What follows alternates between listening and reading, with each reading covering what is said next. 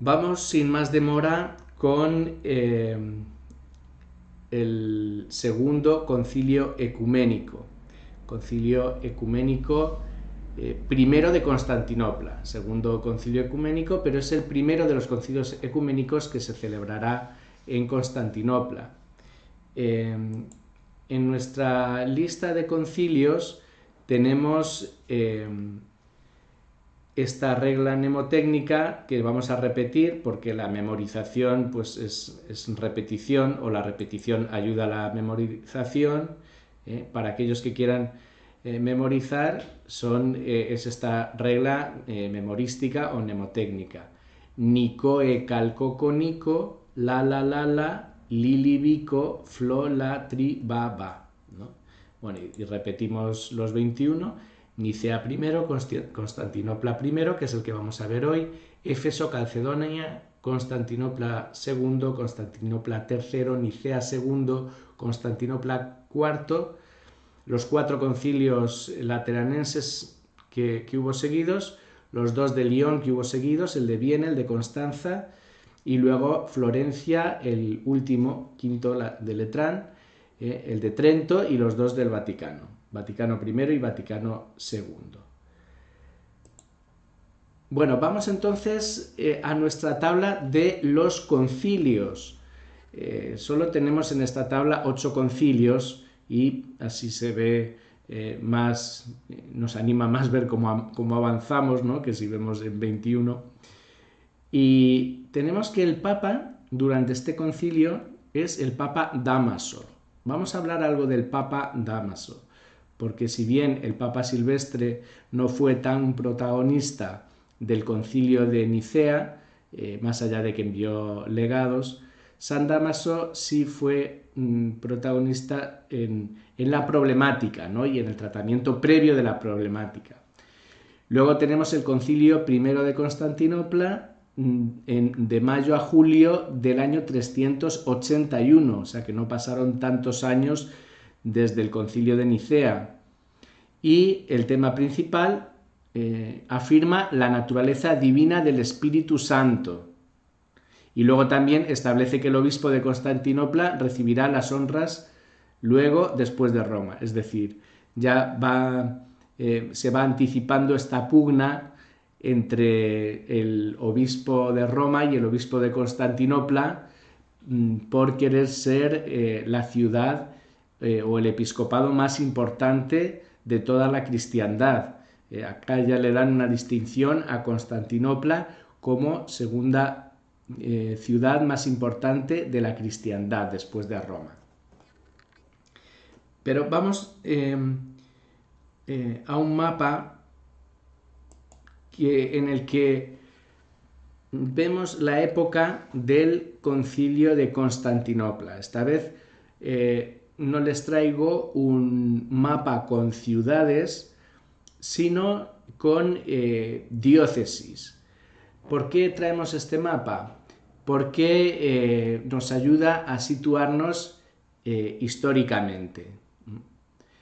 El emperador de la fecha de la celebración del concilio de Constantinopla es Teodosio, es el emperador Teodosio I el Grande, que es el último emperador que consigue nuevamente unificar todo el imperio romano de Oriente y de Occidente para, digamos, aglutinar bajo su imperio desde un extremo, Hispania, hasta el otro extremo, el extremo oriente, desde el extremo sur, con Alejandría, y África, al extremo norte con Britania y también la zona norte del imperio por la Tracia, ¿no? Que sería Constantinopla, ¿no? O sea que tiene estas grandes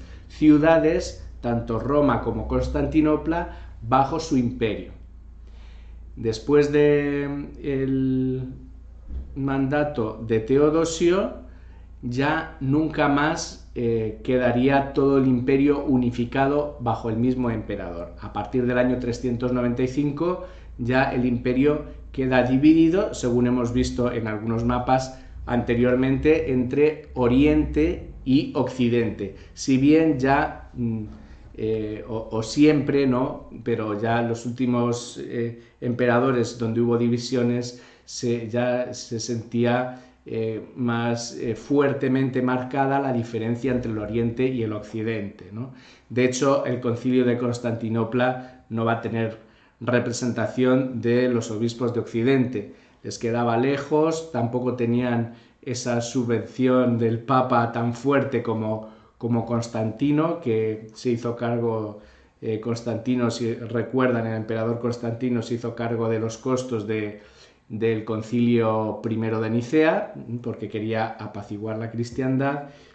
Acá pues va a ser algo distinto, no va a ser un concilio tan multitudinario. Bueno, pasamos directamente a cuál era la problemática. ¿Cuál es la problemática previa al concilio de Constantinopla que genera este concilio ecuménico? Normalmente si hablamos de un concilio ecuménico vamos a hablar siempre de una problemática. Igual que cualquier documento de la Iglesia, normalmente es para atender una problemática. Bueno, en primer lugar, y aunque no esté ahí escrito, pero sí tenemos la imagen nuevamente de Arrio.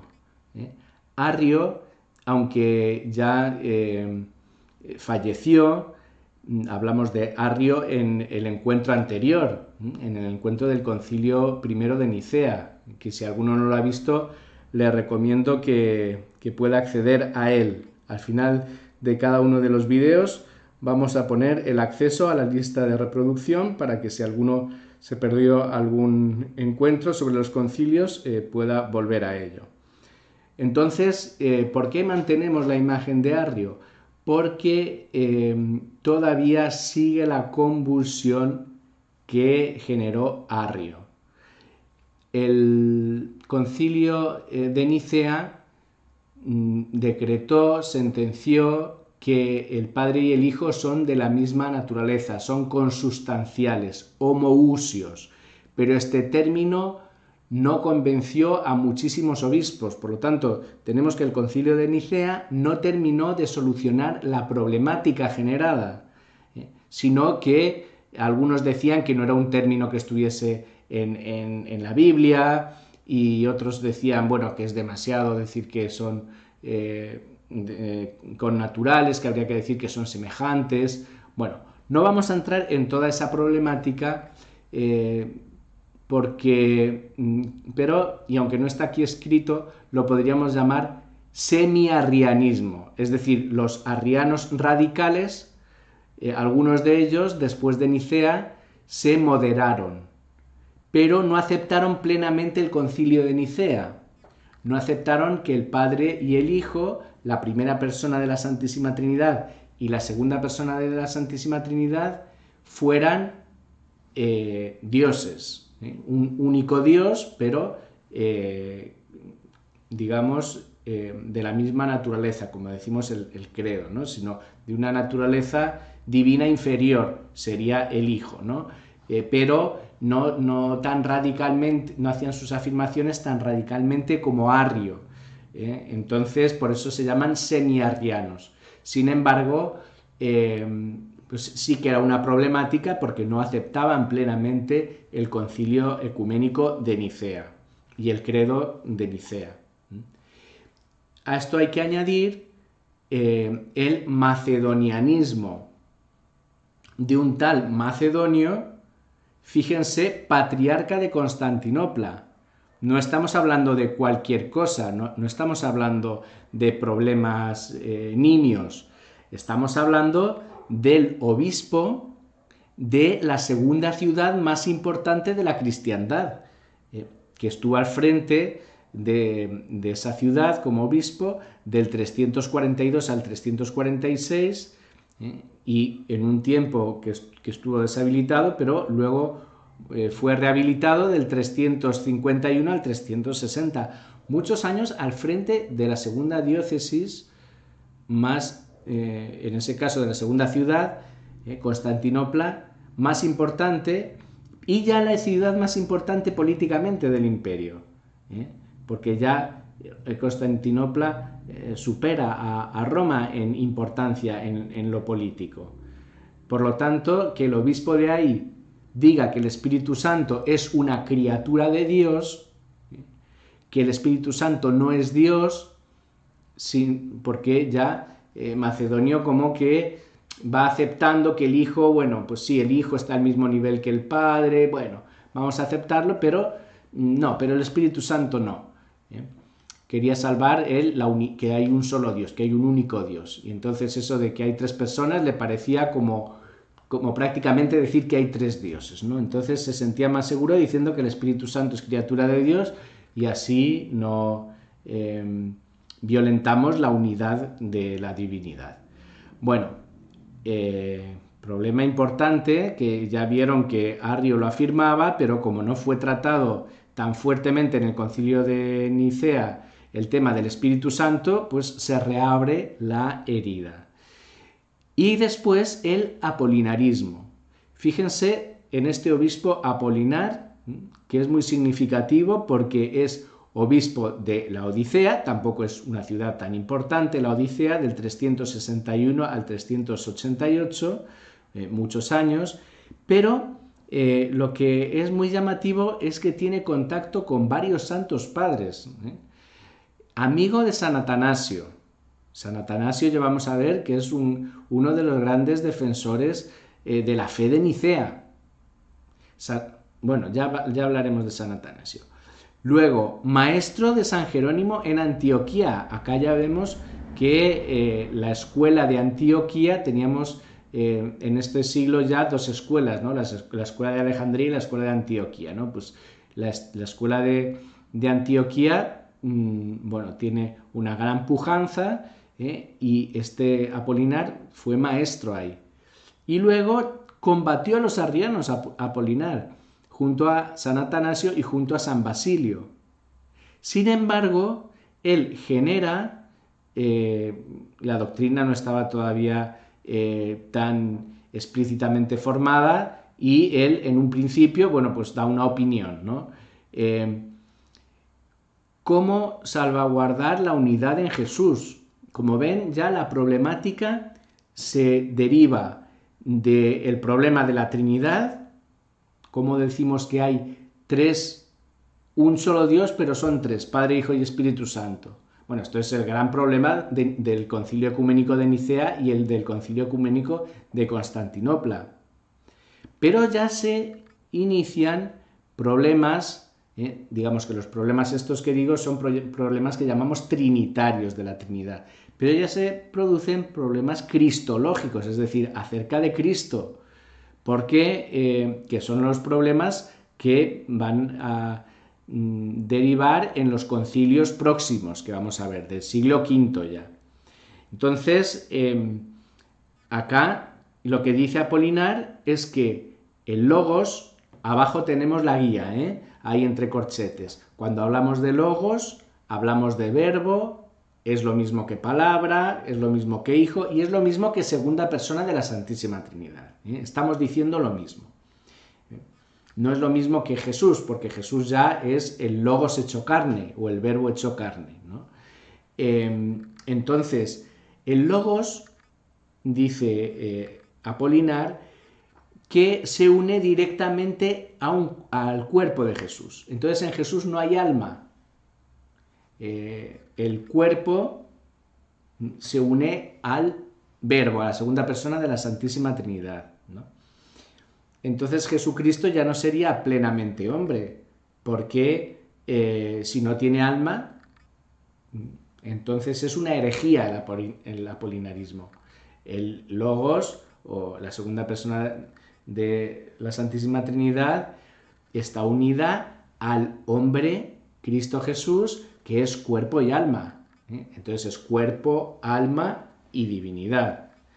Bueno, entonces acá ya vemos que después del Concilio de Nicea hay muchas problemáticas, ¿no?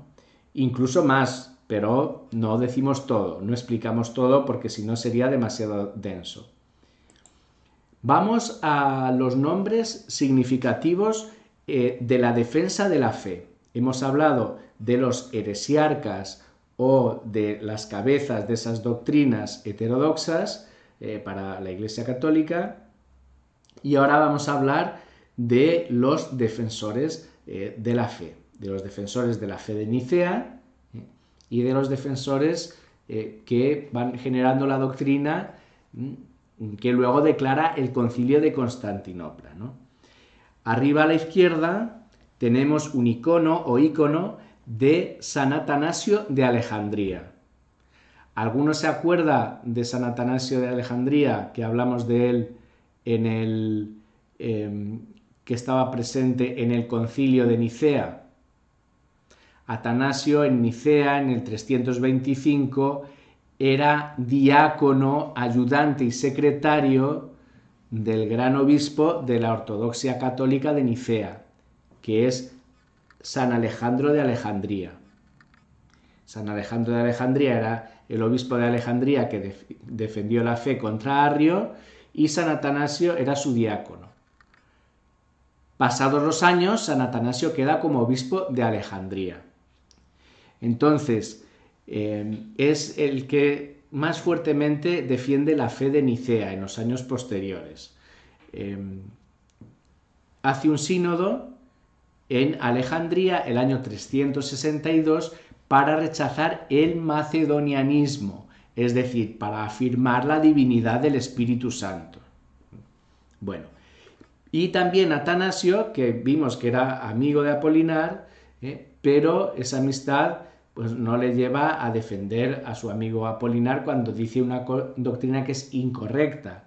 Entonces San Atanasio también rechaza el apolinarismo, aunque no menciona que es Apolinar el que defiende esa doctrina. Simplemente la rechaza diciendo que obviamente Jesús tiene un alma humana. Luego están los padres capadocios, que en el curso de Padres de la Iglesia pudimos hablar de ellos pormenorizadamente. San Basilio Magno, San Gregorio de Nacianzo y San Gregorio de Nisa. Los tenemos abajo a la izquierda en el icono. Los tres son firmes defensores de la divinidad del Espíritu Santo. En cartas, en escritos, bueno. No vamos a ser más exhaustivos. Podríamos hablar de San Ambrosio, de San Hilario de Poitiers, pero creo que sería demasiado extenso. Me interesa más que nos quedemos con algunos nombres y luego, cómo no, del Papa Dámaso. Si en el Concilio de Nicea teníamos a un español, que es Osio de Córdoba, presidiendo el concilio en nombre del Papa Silvestre, aquí tenemos un Papa español fundamental porque ya toma la sartén por el mango con una convocatoria frecuente de sínodos, de reuniones de obispos de la zona occidental en Roma. No son concilios ecuménicos porque no hay una convocatoria universal, es solo para la región, pero son fundamentales esos sínodos. Si el Papa Dámaso, San Dámaso, fue obispo de Roma del 366 al 384, pueden imaginarse que son un montón de años, ¿no?, como Papa. En el sínodo de Roma, en un sínodo en Roma en el 374, condena el apolinarismo. Y en otro sínodo en Roma en 380, como ven, realizaba sínodos con cierta frecuencia. Ahí condena el macedonianismo. Y si tenemos en cuenta que el Concilio de Constantinopla es el año 381, ya vemos que él antes, en una serie de concilios regionales, ya los había condenado. Bueno, entonces tenemos como defensores de la fe contra el semiarrianismo, contra el apolinarismo y contra el macedonianismo a San Atanasio de Alejandría, a San Basilio Magno, a San Gregorio de Nacianzo, a San Gregorio de Nisa y al Papa San Dámaso. Vamos ya a lo que es el Concilio I de Constantinopla. Tenemos una imagen del concilio. Acá sale nuevamente él, como en la imagen que les enseñaba para el concilio de Nicea, muy curioso, no sale un papa presidiendo el concilio, sino que sale el emperador. Ahí está el emperador Teodosio, ¿no? Con la orla, ¿no? Imperial. Bueno, entonces, y con la corona. Porque es el emperador el que convoca el concilio para que haya paz en la cristiandad, es decir, en su territorio. Como ven, se une lo político y lo religioso. En la ciudad de Constantinopla, obviamente, el año 381, y había menos de 200 obispos, pero había bastantes obispos que apoyaban a Apolinar. Más de 30 obispos apoyaban a Apolinar. Participantes, pues Gregorio de Nacianzo incluso llegó a presidir durante una etapa del concilio, lo llegó a presidir él, y luego San Gregorio de Nisa también participaron. Sobre la aprobación del Papa de este concilio es algo que no tenemos mucha ratificación en estos años, pero ya después en el cuarto concilio de Calcedonia, el cuarto concilio ecuménico, en el concilio de Calcedonia, se menciona este concilio de Constantinopla como ecuménico, por eso lo tenemos como ecuménico, es decir, como que el Papa lo llevó a aprobar. La conclusión de este concilio es ratificar el credo de Nicea y hacerle algún añadido. O sea, ratifica el homoousios, es decir, que el Padre es consustancial al Hijo, que son de la misma naturaleza divina, que el Hijo no es de una naturaleza divina inferior. Eso lo ratifica, pero añade algunas palabras sobre el Espíritu Santo, que nos van a sonar, porque es el credo largo de la misa, ¿no? Entonces, se dice, añade al concilio de Nicea, que a partir de ahora ya será el credo niceno-constantinopolitano, es decir, el credo de esos dos primeros concilios, que el Espíritu Santo es Señor y dador de vida, que procede del Padre. Más tarde se añadirá lo de y del Hijo, ¿no? Pero todavía no se había añadido eso en Constantinopla. Que procede del Padre, que con el Padre y el Hijo recibe una misma adoración y gloria. Ya está diciendo que tienen el mismo rango divino y que habló por los profetas. Bueno. Y, por supuesto, hay una condena de las tesis semiarrianas, es decir, de ese arrianismo no tan radical, pero en definitiva contrario a Nicea, también del macedonianismo, es decir, de esa idea de que el Espíritu Santo es una criatura de Dios y no es Dios, y también del apolinarismo. Y ya se empiezan a tratar temas, repito, sobre Cristo, sobre la unión entre el Verbo y o Jesús como Dios y hombre verdadero, digamos, se empiezan a tratar esas cuestiones con la doctrina de Apolinar, que decía que Jesús no tenía alma, que era el cuerpo, no tenía alma humana, era el cuerpo y luego en lugar del alma humana lo tomaba la segunda persona de la Trinidad, ¿no? Y sin embargo aquí Constantinopla ratifica que obviamente Jesús tiene un cuerpo humano, un alma humana y luego además la naturaleza divina, ¿no? Es decir, la naturaleza humana completa y la naturaleza divina completa también, en una sola persona. Pero bueno, esta terminología ya se va a gestar más adelante, en los dos siguientes concilios. No me quiero adelantar. Bueno, ya con esto no sé si me pueden decir lo mismo, si ha sido denso, si se entiende, díganme, por favor, si me pueden hacer una devolución ahora o después, porque así voy modificando, ¿no? Sugerencias, lo que quieran comentar.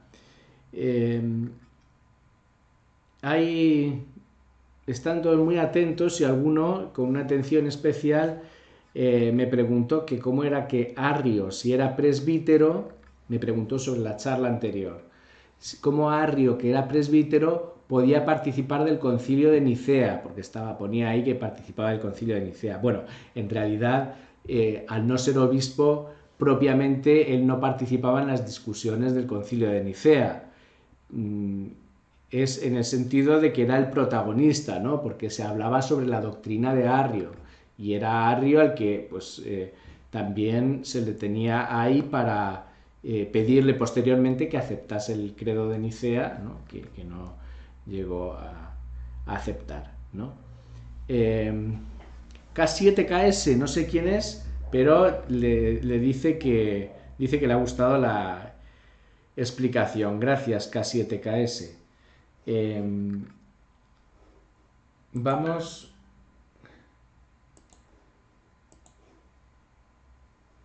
Bueno, alguna pregunta, algunas preguntas. Las preguntas, como ven, no hago un formato de preguntas. Podría abrir un turno de preguntas, pero entonces nos estaríamos aquí una hora y muchas veces pasaría como esta pregunta, que nos hablan quiere aprender más sobre las dos naturalezas de Jesús. Obviamente, pues lo tiene en el Catecismo de la Iglesia Católica, pero también es que es el Concilio Ecuménico III y es el cuarto, es decir, se está adelantando a un contenido que vamos a explicar en dos encuentros sucesivos. Por lo tanto, ya hablaremos sobre eso. Claro, bueno, una pregunta. Hacen preguntas. Yo no he abierto un turno de preguntas, pero bueno, están haciendo preguntas. Entonces, K7KS dice que las diócesis del mapa del principio son unas 15. Vamos a ponerlo y... Bueno, son 13, ¿no? Que cómo se distribuían, si eran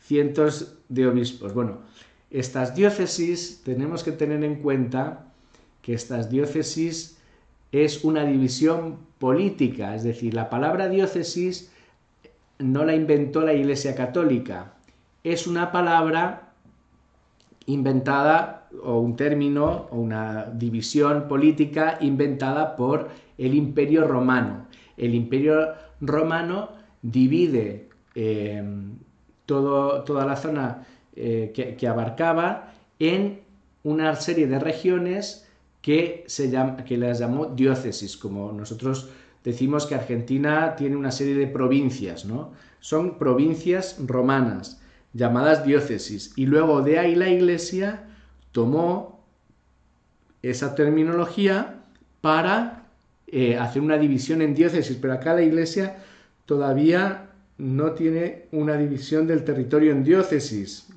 porque todavía no ha adoptado esta idea del Imperio Romano de dividir el territorio en diócesis. Entonces los obispos eran sobre todo urbanos, es decir, estaban relacionados con una ciudad, eran obispo de tal ciudad.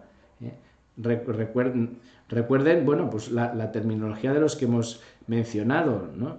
Entonces, Macedonio de Constantinopla. Constantinopla es una ciudad, no es una región, ¿no? Tenemos a Apolinar de Laodicea. Laodicea no es una diócesis, es una ciudad. San Damaso de Roma. Roma no es una región, es una ciudad. Entonces, el obispo se vinculaba a la localidad. Si luego abarcaba un ámbito de poblaciones rurales, bueno, eso se hacía seguramente con un criterio de proximidad, pero la idea por ahora no es el nombre de la diócesis, sino la idea de cada obispo es el nombre de la ciudad. El cristianismo aquí, bueno, el Imperio Romano es fuertemente urbano y la Iglesia Católica nace como un fenómeno fuertemente urbano, de ciudades. Llega más tarde al ámbito rural. Bueno, así que muchas gracias por los comentarios también Marilina, Susana, Lito, Cristina.